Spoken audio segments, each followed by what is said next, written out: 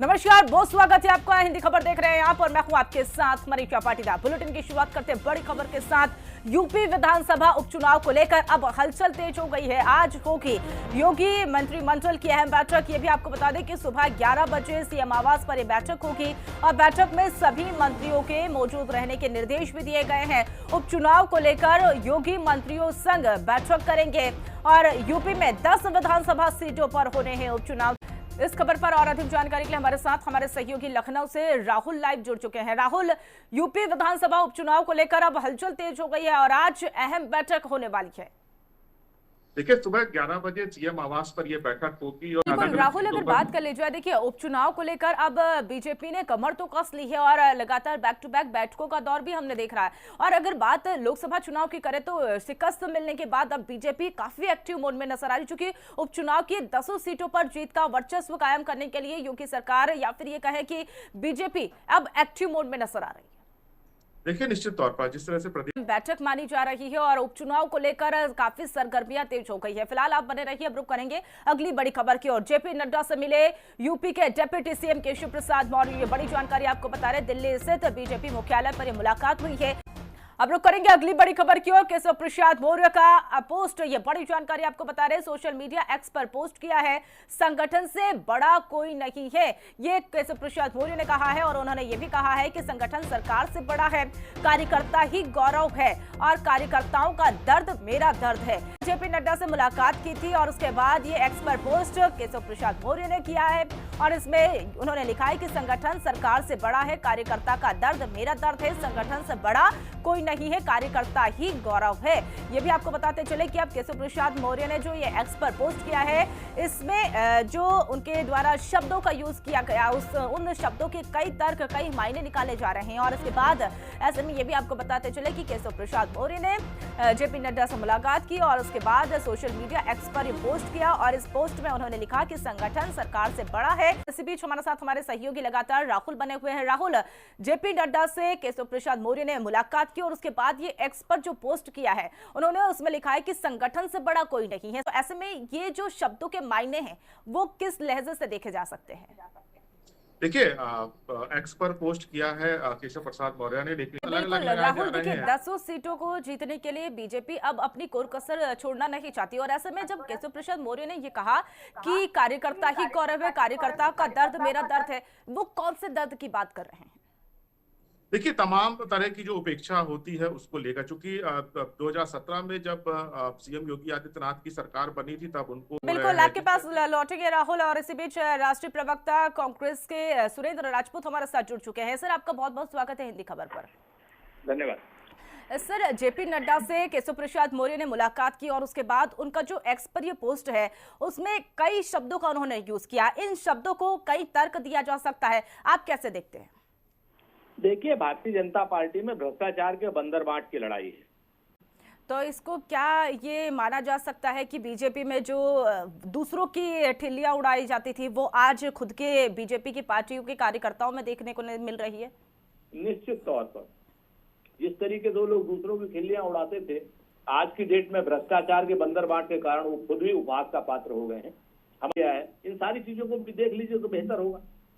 तो क्या बाबा का बुलडोजर जो आप कह रहे हैं, ये शब्दों का यूज भी आपके द्वारा किया जा रहा है कि बाबा का बुलडोजर धंस गया है, क्या इसके भी सियासी मायने? देखिए, सियासी मायने कहते हैं ना कि समझने वाले समझ गए हैं और ना समझे वो अनाड़ी है। इससे ज्यादा मैं कुछ नहीं कहूंगा। ठीक है। सुरेंद्र राजपूत जी, एक चीज ये भी जानना चाहेंगे क्योंकि उपचुनाव यूपी में होने वाले हैं और ऐसे में अब बीजेपी का ये जो बैठकों का दौर देखा जा रहा है, मेल मिलाप का दौर देखा जा रहा है, इसके बाद अगर कांग्रेस पार्टी की बात करें तो कांग्रेस का वर्चस्व क्या? कांग्रेस पार्टी इंडिया गठबंधन में साथ में मिल करके चुनाव लड़ रही कि 10 की 10 सीटें हम जीतेंगे। ठीक है, आप यानी कि साफ तौर पर ये कह रहे हैं कि ये जो दो लड़कों की जोड़ी है जो लोकसभा चुनाव में काफी चर्चित रही, वो उपचुनाव में भी आगे बढ़ेगी और जीत का दावा आपके द्वारा किया जा रहा है। लेकिन अगर बीजेपी की बात कर लें तो बीजेपी भी 10 सीटों के जीतने के दावे कर रही है। पहले आपस में तो जीत लें, योगी जी मौर्य जी से जीत लें। बिल्कुल, तो देखिए आला कमान की कोशिशें तो ये लगातार जारी है राजपूत जी, लेकिन अगर ये लड़ाई असमंजस की जो स्थिति देखी जा रही है यूपी की सियासत में, ऐसे में उपचुनाव है तो आपके लिए तो बेहद ये एक गोल्डन चांस हो गया है। हम लोग जनता के मुद्दों पर, जनता के साथ में, जनता के हितों के लिए लड़ते हैं, लड़ते रहेंगे। तो जब तक हटा नहीं लेंगे तब तक सांस नहीं लेंगे। मतलब कि ये साफ तौर पर ये कहना है कि बीजेपी की जो अंदरूनी लड़ाई है वो अब सामने आ चुकी है और इसके लिए इंडिया गठबंधन कहें या कांग्रेस कहें, इसको साफ तौर पर अब बेनिफिट मिलने वाला है। मसला बेनिफिट तो हमेशा जनता देती है। जब ये लड़ाई नहीं दिख रही थी तब भी जनता जनार्दन ने हमको अपने आशीर्वाद से अभिसंचित किया। बिल्कुल। एक राजपूत जी, एक चीज ये भी जानना चाहेंगे, जो केशव प्रसाद मौर्य ने मुलाकात की उसके बाद जब उनके द्वारा एक पोस्ट किया गया उसमें लिखा है कार्यकर्ताओं का दर्द मेरा दर्द है, वो कौन से दर्द की बात कर रहे हैं? कांग्रेस पार्टी के हिसाब से क्या मायने इसके निकाले जा सकते हैं? देखिए, पूरे प्रदेश में मोती सिंह जी ने कहा, जो भारतीय जनता पार्टी के सबसे वरिष्ठ नेता रहे हैं। जी बिल्कुल। तो देखिए, जो बीजेपी की लड़ाई है, अंदरूनी लड़ाई, वो तो यहाँ पर देखने को मिल रही है और ऐसे में आप हमारे साथ जुड़े उसके लिए बहुत बहुत धन्यवाद। हमारे साथ सपा के प्रवक्ता भुवन भास्कर जी हमारे साथ जुड़ गए। सबसे पहले हिंदी खबर पर बहुत बहुत स्वागत है सर आपका। धन्यवाद। जेपी नड्डा से मुलाकात केशव प्रसाद मौर्य ने की और उसके बाद अगर हम सियासी मायनों की बात करें, जो कि उपचुनाव बेहद नजदीक है और ऐसे में उन्होंने कार्यकर्ताओं का दर्द मेरा दर्द बताया, समाजवादी पार्टी इसको कैसे देखती है?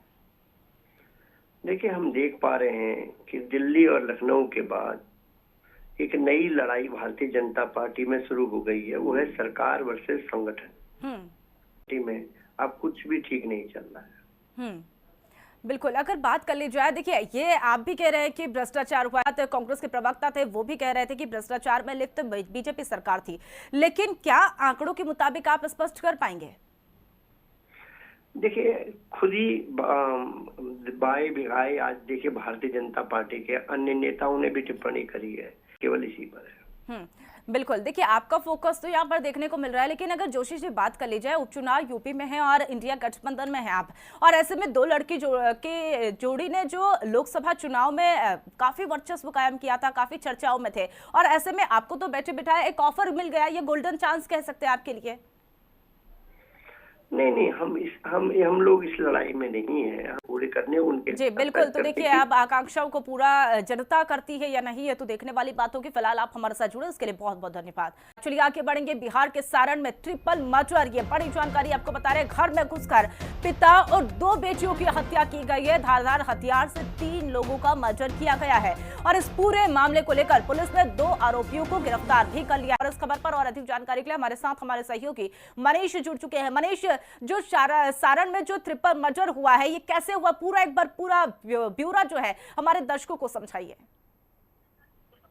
जी बिल्कुल। देखिए, मैं आपको बता दूं कि ये छपरा के रसूलपुर थाना क्षेत्र की ये पूरी घटना है, जहां पर बिल्कुल मनीष, तो देखिए यहाँ पर ये जो ट्रिपल मर्डर हुआ है, पिता और 2 बेटियों को घर में घुसकर हत्या कर दी गई और ऐसे में प्रशासन ने अब 2 आरोपियों को गिरफ्तार कर लिया है। जो महिला घायल बताई जा रही है वो मां है, आपने भी कहा है, उनका क्या कुछ कहना है इस पूरी घटनाक्रम पर? देखिए, वो जो मृतिका की मां है, जो अभी घायल है, वो साफ तौर पे बता रही है कि जिस तरीके से वो लोग छत पे सोए हुए थे, जिसके बाद। जी बिल्कुल मनीष, तो देखिए प्यार का खुमार ऐसा सर पर चढ़ के बोलता है कि 3 लोगों की हत्या कर दी जाती है और उसके बाद अब पुलिस प्रशासन ने 2 आरोपियों को भी गिरफ्तार कर लिया। आगे क्या कुछ इस पूरे मामले पर होता है, वो पल पल की अपडेट हम आपको देते रहेंगे। फिलहाल आप हमारे साथ जुड़े, तमाम जानकारी साझा की, इसके लिए बहुत बहुत धन्यवाद। तो इस बुलेटिन में मेरे साथ इतना ही। आप देखते रहिए हिंदी खबर। नमस्कार।